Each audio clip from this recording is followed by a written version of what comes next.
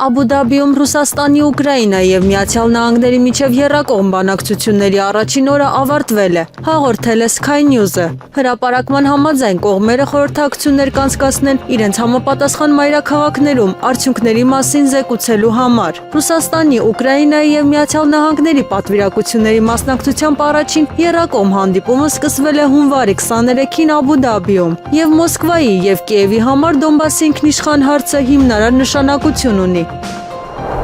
Թուրքիայի տրանսպորտի և ենթակառուցվածքների նախարար Աբդուլքադիր Ուրալօղլուն Բաթման քաղաքում հանդիպել է հասարակական կազմակերպությունների ներկայացուցիչների հետ։ Հանդիպման ընթացքում նախարարն անդրադարձել է Զանգեզուրի ճանապարհային կապի թեմային։ Վերջինս մասնավորապես նշել է. «Ներկայումս մենք շարունակում ենք Կարս-Իգդիր Արալք-Դիլուջու երկաթգծի կառուցման աշխատանքները, որը կապահովի Զանգեզուրի ճանապարհային կապը։ Վերջինս էլ կհզորացնի միջին միջանցքի ներուժը։ Նախիջևանի ինքնավար Հանրապետությունում, ինչպես նաև Հայաստանում և Ադրբեջանում համապատասխան հատվածների կառուցմամբ նախատեսվում է կյանքի կոչել Զանգեզուրի ճանապարհային կապը։ Ըստ Ուրալօղլուի, դա ավելի արդյունավետ կդարձնի Չինաստանից Մեծ Բրիտանիա ուղևորվող բեռների երթուղին այլընտրանքային երթուղիներով»։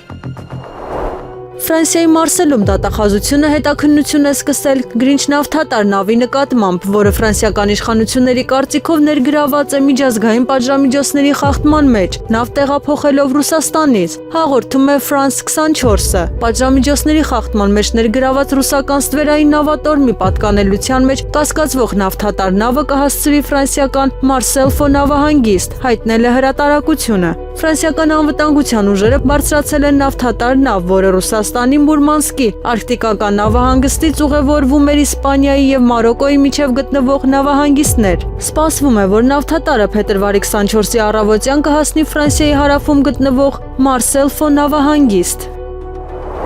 ՆԱՏՕ-ում Ուկրաինայի դեսպան Օլենա Հետմանչուկը հայտարարել է, որ Կիևի Եվրատլանտյան ուղղությունը անշրջելի է, չնայած մի շարք երկրների կողմից երկրի Հյուսիսատլանտյան դաշինքին անդամակցելու դեմ արտահայտվելուն։ Ուկրաինայի Եվրատլանտյան ուղղության անշրջելիությունը ամրագրված է Ուկրաինայի սահմանադրությամբ։ Ուկրաինայի նախագահը հստակեցրել է, որ ՆԱՏՕ-ին վերաբերող սահմանադրական փոփոխությունները չեն քննարկվում։ Հետևաբար մենք չենք կարող խոսել ուղղության փոփոխության կամ, ասենք, այն մասին, որ ՆԱՏՕ-ին անդամակցությունը դադարել է լինել մեր վերջնական նպատակը դաշինքի հետ փոխգործակցության առումով, հայտարարել է դեսպանը։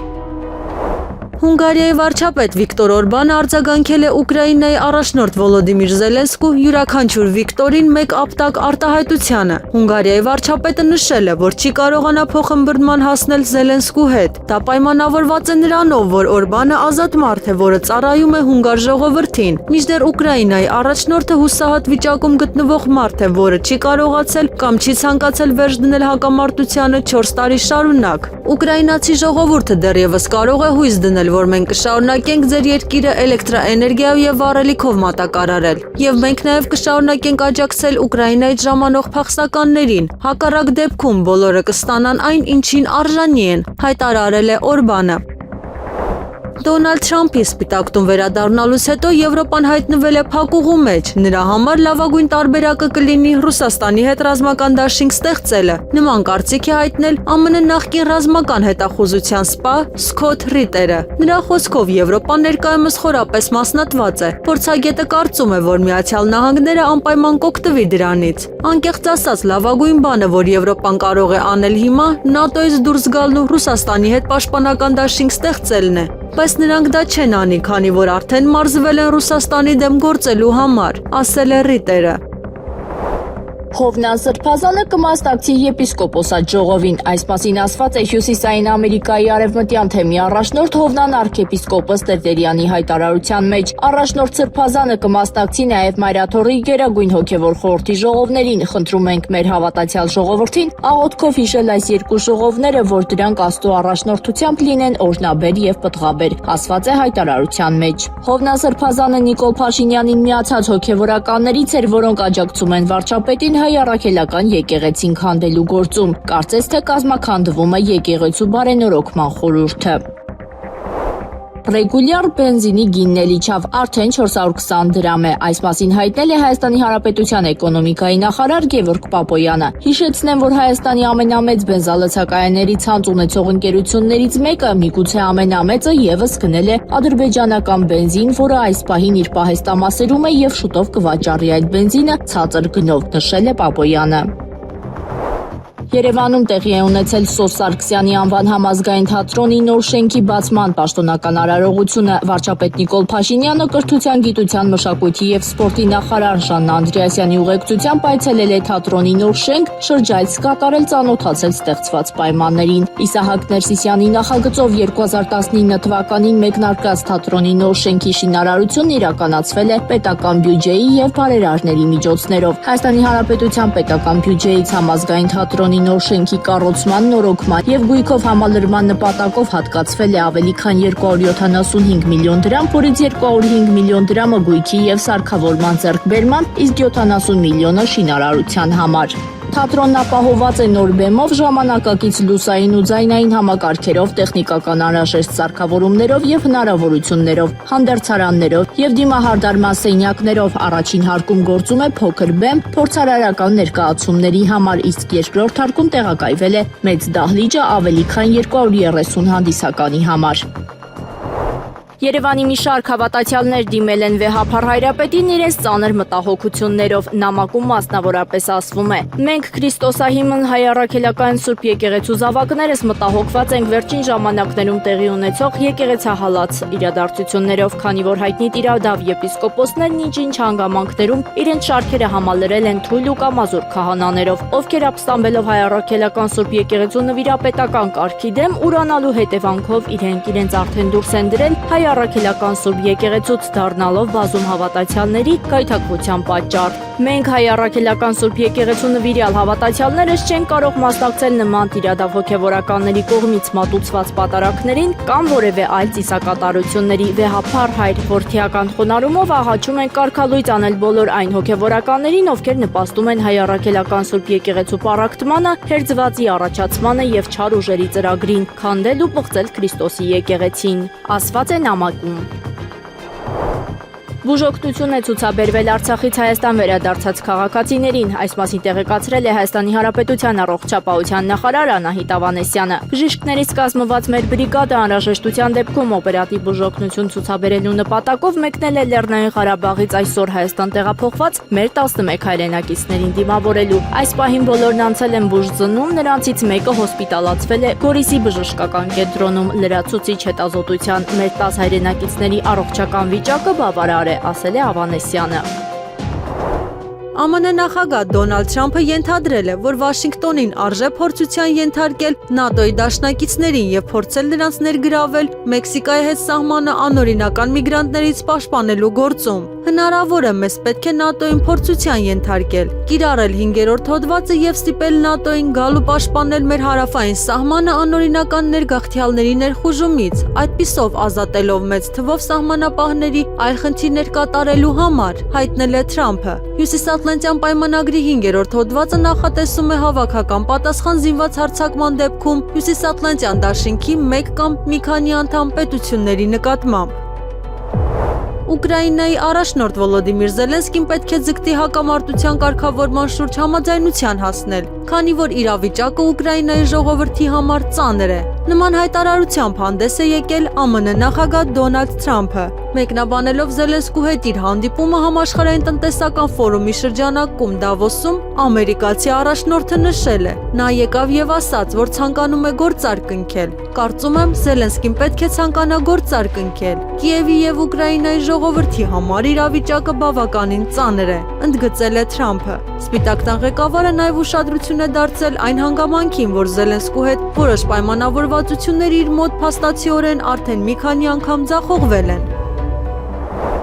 2025 թվականի հունվար-նոյեմբեր ամիսներին Հայաստանի արդյունաբերական արտադրությունը գրանցեց ընդամենը 0.5% աճ, լինելով ամենացածր ցուցանիշը ԵԱՏՄ երկրներում։ Այս նվազագույն աճը փաստացի նշանակում է ոլորտի ստագնացիա առանց տեսանելի դինամիկայի, որը կարող է ազդել երկրի տնտեսական զարգացման հեռանկարների վրա։ Հայաստանի արդյունաբերության հիմնական հատվածները սննդի, մետալուրգիայի, ծխախոտի եւ ալկոհոլային արտադրանքը պատմականորեն ուղղված են արտահանմանը եւ հիմնականում աշխատում են Ռուսաստանի եւ այլ ԵԱՏՄ գործընկերների շուկաներում։ Սակայն վերջին տարիների ներքին եւ արտաքին ճգնաժամերը թույլ չեն տվել ոլորտին վերականգնել արտադրական հնարավորությունները եւ ընդլայնել համագործակցության շրջանակները։ Արդյունաբերությունը միայն արտադրություն չէ, այն ապահովում է աշխատատեղեր, ներդրումներ սարքավորումների եւ տեխնոլոգիաների մեջ, ինչպես նաեւ երկարաժամկետ առևտրային պայմանագրեր, մասնավորապես Ռուսաստանի հետ։ 2021-ից 2024 թվականներին հայ-ռուսական ապրանքաշրջանառությունն աճել է գրեթե 5 անգամ, սակայն ներկայիս տնտեսական անորոշությունը եւ քաղաքական լարվածությունը ստիպում են գործարարներին նվազեցնել ռիսկերը եւ որոնել դիվերսիֆիկացիայի ուղիներ։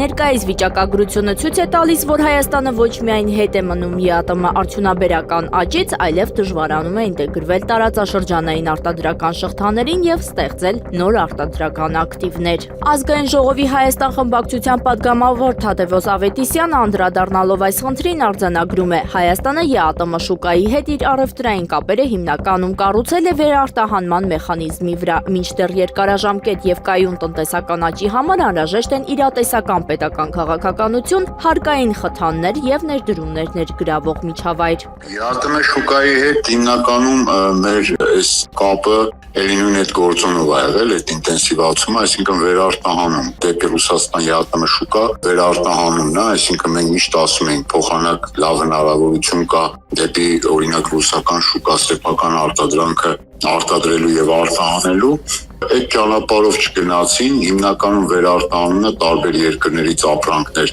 ներմուծում եւ վերարտահանում էինք այս վերջի տարիներին եւ դրանով բարձր վերարտահանումով պայմանավորված արտահանման աճ ունեցանք։ Նաեւ հակառակ ուղղությամբ ռուսական ապրանքները դեպի այլ երրորդ երկրի շուկաներ արտահանելու այս տարբերակով։ Սա իրականում նորից եմ ասում երկու որ պատճառ ունի, որ նախ արկա հնարավորություն իրական չի գնահատվել եւ նաեւ մենք չենք ունեցել համապատասխան պետական քաղաքականություն եւ երկրորդը նաեւ այսինքն սա պետական աջակցության գործիքների մասին է իրականում կան որոշ գործիքներ որոնք արդյունավետ չեն եղել իսկ երկրորդ հարկային քաղաքականությունը ներքին արդյունաբերությանը խթանող հարկային քաղաքականություն եւս չունենք եւ վերջապես երրորդ կարևոր հարցը արդյունաբերությունը աճելու համար պետք է ներդրումներ իսկ այս իշխանության օրոք երբ որ այսքան բարձր նաեւ քաղաքական եւ այլ ռիսկեր կան դժվար է պատկերացնել ներդրումները մինչեւ այդ կոവിഡ്ի տապալումներ հետո պատերազմը իր բոլոր հետևանքներով դրանից հետո էլ քաղաքական այսպես ասենք տերորը քաղաքական իրենց շահից դրդված տարբեր տնտեսվարողների նկատմամբ մենք տեսնում ենք ասենք նաև հիմա ինչա կատարվում օտարերկրյա ներդրումների իմաստով եւ այս խլելու կոշտ միջամտության հարցերը եւս բարձրացնում դրումային ռիսկը իսկ եթե չկա բավարար ներդրում բնականաբար չի լինի նաև կայուն աճ Մասնագետների գնահատմամբ առանց նպատակային տնտեսական քաղաքականության եւ արդյունաբերությանը աջակցող միջոցառումների երկիրը կարող է շարունակել զիջել իր դիրքերը եւ տեսանելի ապագայում կորցնել տնտեսական առաջատարությունը տարածաշրջանում։ Քաղտեխնոլոգ Արմեն Բադալյանի դիտարկմամբ Հայաստանի արտաքին քաղաքականությունը ներկայում հիմնականում կենտրոնացած է Ռուսաստանի հետ հարաբերությունների պահպանման վրա, առանց դրանք խորացնելու կամ արդյունաբերական համագործակցությունը զարգացնելու։ Հայաստանի արտաքին քաղաքականությունը ինչպես ռուսական փորձագետներն են ասում եւ Ռուսաստանի պետական գործիչները եւ բացի դրանից էլ արդեն տեսանելի է հետեւյալն է Ռուսաստանի հետ կապված եւ ԵԱՏՄ-ի հետ կապված տնտեսական կապերը պահպանում են այնքանով որքանով խիստ անհրաժեշտ են Հայաստանին առանց զարգացնելու խորացնելու բայց արտաքին քաղաքականությունը կամած թեքում են դեպի որոշ դեպքերում ոչ կամած թեքում են դեպի արևմուտք եւ ավելորդ նախաձեռնություն ավելորդ ինտեգրացիոն գործընթացներ կոնկրետ ձեռնշած ոլորտով արդյունաբերության կոոպերացիա եւ այլն չեն անում, որովհետեւ արդյունաբերական կոոպերացիան դա նշանակում է, որ ձեռնարկություններ աշխատելու են նաեւ Հայաստանում, այսինքն ընդունենք Հայաստանում X ձեռնարկությունը կոոպերացիայի մեջ է մտնում Ռուսաստանի ինչ որ Կրասնոդարի, խոսքը օրինակ Տուլայի կամ ինչ որ Սարատովի մարզի Y ձեռնարկության հետ, սա սկսում է աշխատել, արտադրանք տալ, արտադրանք գալ եւ փաստացի հասարակության գիտակցության մեջ կարող ամրապնդվում է եւ կամրապնդվի այն դիրքորոշումը, որ իրենք աշխատանք ունեն շնորհիվ Ռուսաստանի, ինչը Հայաստանում կբերի ռուսամետ ընտրազանգվածի ավելացմանը, որի արդյունքը կլինի ապագա ընտրություններում ռուսամետ, հնարավոր է որ լինի, շատ հավանական է որ լինի ռուսամետ ուժի խիստ ներկայացվածությունը ազգային ժողովում, ինչը հակասում է իշխանությունների կողմից որտեղ գրված քաղաքականությանը, որովհետև բավականին ուժեղ ռուսամետ ուժը թույլ չի տա ընդունել, ասենք, Եվրոմիության հետ ինտեգրվելու օրենք կամ ինչ-որ նորմատիվ իրավական փոփոխություններ իրականացնել տնտեսության մեջ, որը միտված է դեպի Եվրոմիություն ամրապնդելու։ Դրա համար առաջին քաղաքականապես դա չի կատարվում, երկրորդ դրա համար երկրորդ պատճառը անգամ եթե ցանկանաս չես կարող, որովհետև դրա համար պետք է բավականին պրոֆեսիոնալ մասնագետներ, իսկ կառավարությունում ով որ պրոֆեսիոնալ է բոլորը դուրս են այս ընթացքում հեռացվել են համակարգից եւ բերվել ընդամենը ծանոթ բարեկամ խնամիով ԿՊ-ական, որոնք եկել են պրեմիա ստանալով, չունենալով համապատասխան գիտելիքներ։ Այս առաջին պատճառը քաղաքական պատճառը, երկրորդ պատճառը դա տակտիկական պատճառն է։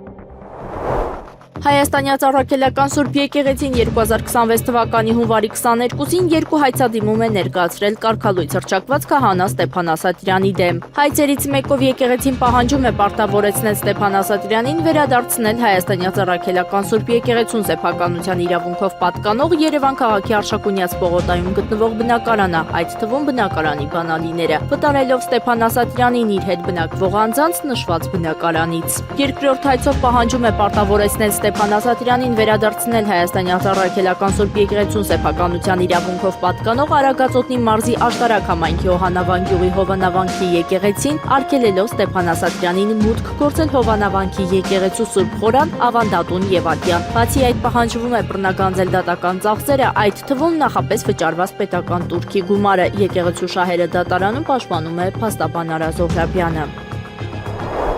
Օդանավակայանի կոնցեսիոն պայմանագիրը կերկարացվի մինչև 2067 թվականը։ Կառավարությունը հավանություն է տվել Հայաստանի Հանրապետության կառավարության եւ Կորպորասիոն Ամերիկա ՍԱ-ի միջև ստորագրված կոնցեսիոն պայմանագրի 5-րդ լրացմանը։ Կոնցեսիոները Կորպորասիոն Ամերիկա ՍԱ ընկերությունը մինչև 2033 թվականը կկատարի $425 միլիոն կապիտալ ներդրումներ կառավարության հետ համաձայնեցված մաստեր պլանի եւ ներդրումային ծրագրի համաձայն։ Նոր կոնցեսիոն պայմանագիրը, որը բավականին երկար բանակցվել է, շատ ավելի նպաստավոր պայմաններ է ապահովում Հայաստանի Հանրապետության համար։ Մասնավորապես արմատապես վերանայվում է ուղևորահոսքերի նվազման պարագայում տրվելիք փոխհատուցումների մեխանիզմները, երաշխավորված ԻՌՌ-ի եւ վնասների հատուցման բանաձևերը ուժը կորցրած են ճանաչվում։ Վերացվում են նաեւ Սյունիք օդանավակայանի վերաբերյալ սահմանափակումները, որը նախատեսվում է դարձնել միջազգային օդանավակայան։ Ըստ կառավարության ընդունված որոշման արդյունքում ունենալու ենք Հայաստանի միջազգային օդանավակայանների թողունակության զգալի ընդլայնում, ենթակառուցվածքների բարելավում եւ սպասարկման որակի բարձրացում։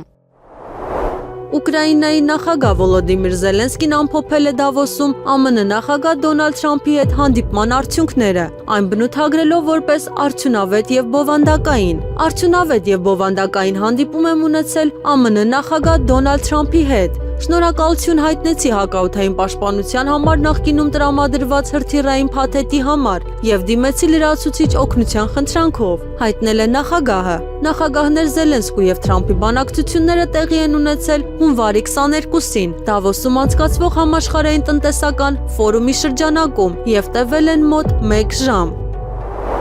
ԱՄՆ-ն եւ Ուկրաինան կառաջարկեն Ռուսաստանին դադարեցնել էներգետիկ ենթակառուցվածքների վրա փոխադարձ հարձակումները։ Այս մասին հաղորդում է Financial Times-ը, հողում անելով աղբյուրներին։ ԱՄՆ-ն եւ Ուկրաինան քննարկել են Ռուսաստանին մասնակի հրադադար առաջարկելու հնարավորությունը, որի համաձայն Մոսկվան կդադարեցնի էներգետիկ ենթակառուցվածքների վրա հարձակումները, Կիևի կողմից ռուսական նավթավերամշակման գործարանների եւ լցանավերի վրա հարձակումները դադարեցնելու դիմաց, հայտնել է թերթը։ Այնուամենայնիվ, պարբերականի աղբյուրներից մեկի փոխանցմամբ Ռուսաստանի հետ էներգետիկ հրադադարի շուրջ բանակցությունները դեռևս էական առաջընթաց չեն գրանցել։ Ուկրաինայի կառավարության ներկայացուցիչները Դավոսում կայացած համաշխարհային տնտեսական ֆորումից վերադառնում են Կիև հոբ համակարգերի նոր փաթեթի վերաբերյալ համաձայնություններով։ Այս մասին հայտարարել է Ուկրաինայի առաջնորդ Վոլոդիմիր Զելենսկին։ Դավոս, աջակցություն Ուկրաինային, հոբ Ուկրաինային, հանդիպումներ Ուկրաինայի համար։ Մենք տուն ենք վերադառնում մեր ժողովրդին պաշտպանելու համար անհրաժեշտ հակաօդային պաշտպանության համակարգերի նոր փաթեթի վերաբերյալ համաձայնություններով, հայտնել է նախագահը։ Մեզ պետք է նոր իշխանություն, նոր ընդդիմություն, նոր շունչ։ Այս մասին Եվրամեդիա 24-ի տաղավարում հարցազրույցի ժամանակ ասել է Արդար Հայաստան կուսակցության ղեկավար Նորայր Նորիկյանը, անդրադառնալով առաջիկայում տեղի ունենալիք ընտրություններին։ Նա նշել է, թե որ պարագայում ժողովուրդը կհամախմբվի։ Ես միշտ ասել եմ եւ հիմա էլ կրկնում եմ, շատ բան կախված կլինի ճիշտ վարչապետի տեխնացու առաջադրելուց, թե ում կհաջողվի կոնսոլիդացնել մեր հանրությանը, որտեղ մեր ժողովուրդը ցավոք սրտի երրորդ հանրապետության քաղաքական պատմության ընթացքում գնացել է մշտապես անձերի հետևից։ Գաղափարները երկրորդվել են։ Ճիշտ տեխնացուի դեպքում հնարավոր է կոնսոլիդացիա, ճիշտ տեխնացուի դեպքում հնարավոր է ձևավորել այնպիսի համաժողովրդական միջավայր, որը կարող է հաջողություն արձանագրել։ Գոնե ես գտնում եմ հետևյալը. Հայաստանի նոր շունչ է անհրաժեշտ, Հայաստանի նոր իշխանություն է անհրաժեշտ, Հայաստանի նոր ընդդիմություն է անհրաժեշտ, օբյեկտիվորեն գործող քաղաքական համակարգը սպառել է իրեն, գործող քաղաքական համակարգը այլևս որևէ նոր օրակարգ հանրությանը ներկայացնելու ռազմավարական պոտենցիալ ռեսուրս չունի։ Մենք գտնվում ենք փակուղու մեջ եւ այդ փակուղուց դուրս գալու միակ ելքը որակապես նոր իշխանություն ընդդիմություն ձևավորելն է։ Արցախում մնացած 10 հայերը տեղափոխվել են Հայաստան, այս մասին հայտնել է Աշխատանքի եւ սոցիալական հարցերի նախարար Արսեն Թորոսյանը։ Ծիրելի հայրենակիցներ, տեղեկացնում են, որ Ադրբեջանի Հանրապետությունում մինչ այժմ բնակվող 10 հայերը եւ ազգությամբ ռուս 1 ՀՀ քաղաքացի դիմել են Ադրբեջանի եւ Հայաստանի պատկան մարմիններին Հայաստանի Հանրապետություն տեղափոխվելու խնդրանքով։ Դիմումների հիման վրա նշված անձինք տեղափոխվել են Հայաստանի Հանրապետություն, նշել է Արսեն Թորոսյանը։ Հունվարի 23-ին կայացած արտահերթ նիստում Հայաստանի խորհրդարանը առաջին ընթերցմամբ ընդունել է ընտրական օրենսգրքում փոփոխություններ կատարելու մասին օրինագիծը։ Օրինագծին կողմ է քվեարկել 65 падգամավոր դեմ 2-ը։ Խորհրդարանական ընդդիմության մի մասը, մասնավորապես Հայաստան դաշինքը բոյկոտել է ազգային ժողովի արտահերթ նիստը, մինչդեռ պատիվ ունեմ խմբակցությունը, որի միջուկը կազմված է Հայաստանի Հանրապետական կուսակցության անդամներից, մնացել է դահլիճում եւ մասնակցել քվեարկությանը։ Եվրոպան ցանկանում է շարունակել պատերազմը Ուկրաինայում, այս մասին հայտարարել է Հունգարիայի վարչապետ Վիկտոր Օրբանը։ Եվրոպայի հիմնական երկրները ցանկանում են, որ պատերազմը Ուկրաինայում շարունակվի։ Բրյուսելը խաղաղություն չի ցանկանում, առնվազն Ուկրաինայում, եւ հենց սա է խնդիրը, ասել է քաղաքական գործիչը։ Նրա խոսքով Եվրոպան անում է ամեն ինչ պատերազմի շարունակությունը պահպանելու համար։ Հունգարիայի առաջնորդը բազմիցս կոշտ քննադատության է ենթարկել Եվրամիությանը ուկրաինական կարգավորման վերաբերյալ դիրքորոշման համար։ Բուդապեշտը նաև հրաժարվում է մասնակցել ուկրաինական իշխանությունների ֆինանսավորմանն ու զինմանը, համարելով, որ դա միայն նպաստում է հակամարտության երկարաձգմանը։ Ժամանակ առ ժամանակ փորձ է արվում տպավորություն ստեղծել, թե կառավարությունը արտոնյալների ինչ-որ նեղ շրջանակի պարբերաբար ազատում է մաքսատուրքից, մինչդեռ դա տնտեսական աջակցության ըստ էության ինքնաշխատ համակարգ է, որը նույն պայմաններով գործում է բոլոր ընկերությունների համար։ Այս մասին հայտարարել է վարչապետ Նիկոլ Փաշինյանը եւ տեղեկացրել 2018 թվականի մայիսի 8-ից առ այսօր մաքսատուրքից ազատման 438 արտոնություն է տրվել 310 ընկերությունների, նշել է վարչապետը։ Երևանի քաղաքապետը Վճռաբեկ Բողոք է ներկայացրել կարմիր գծերի թանկացման գործով։ Այս մասին հայտնել են Երևանի քաղաքապետարանի լրատվական վարչությունից։ Ավելի վաղ Վերաքննիչ վարչական դատարանը մերժել է Երևանի ավագանու բողոքը, վերահաստատելով, որ ավտոկայանատեղիների իսակագների բարձրացումը ոչ իրավաչափ է։ Վարչական դատարանը մասամբ բավարարել էր Մայր Հայաստան խմբակցության դիմումը ոչ իրավաչափ ճանաչելով Երևանի ավագանու 2025 թվականի տեղական վճարների որոշման մի մասը, մասնավորապես ավտոկայանատեղիների գների բարձրացման վերաբերյալ կետերը։ Երևանի ավագանին այդ որոշման դեմ բողոքարկել էր Վերաքննիչ վարչական դատարանում, սակայն դատարանը 2025 թվականի դեկտեմբերի 12-ին մերժել էր բողոքը եւ ուժի մեջ թողել առաջին ատյանի դատական ակտը։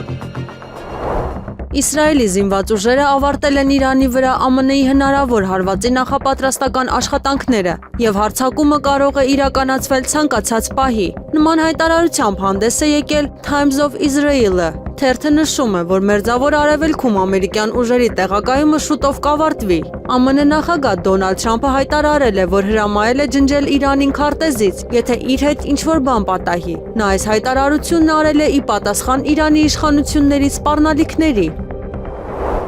Էներգիայի ոլորտում ստեղծված արտակարգ իրավիճակի պատճառով Ուկրաինայի ներքին գործերի նախարարությունը քաղաքացիներին խորհուրդ է տվել նախապես պատրաստել սննդամթերքի պաշար եւ տագնապի ճամփրուկ։ Նախարարությունը կոչ է արել ուկրաինացիներին ունենալ խմելու ջրի, չփչացող սննդամթերքի եւ անհրաժեշտ դեղորայքի պաշար, առնվազն 3-5 օրվա համար։ Նրանց նաեւ խնդրել են հավաքել տագնապի ճամփրուկ։ Այն պետք է պարունակի փաստաթղթեր, տաք հագուստ, առաջին բուժօգնության պարագաներ, կանխիկ գումար, ջեռուցման եւ անձնական հիգիենայի պարագաներ։ Քաղաքացիներին նաև խորհուրդ է տրվել ստուգել պահեստային էներգիայի աղբյուրների լիցքը, իրենց տրանսպորտային միջոցների տեխնիկական վիճակը եւ վառելիքի առկայությունը։ Ավելին, առաջարկությունների համաձայն ուկրաինացիներին կոչ է արվել չմոռանալ ընտանի կենդանիների մասին, որոնց համար նրանք պետք է նախապես պատրաստեն սննդի պաշար։ Ներքին գործերի նախարարությունը շեշտել է, որ էլեկտրաէներգիայի եւ ջեռուցման անջատումների դեպքում քաղաքացիները պետք է հետևեն